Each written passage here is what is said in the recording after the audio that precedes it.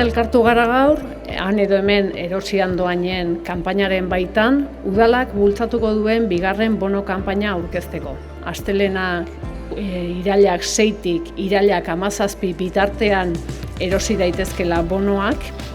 Bonoak izango dute 30 eurotako balio bat, baina herritarrak 15 euro ordaindu beharko ditu eta udalak beste 15.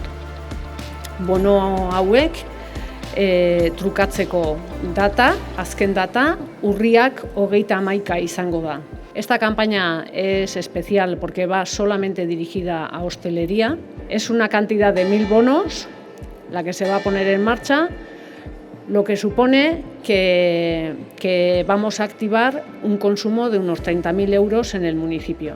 A todos aquellos que compren el bono se les dará una lista para saber en qué establecimientos de hostelería deben consumirlos.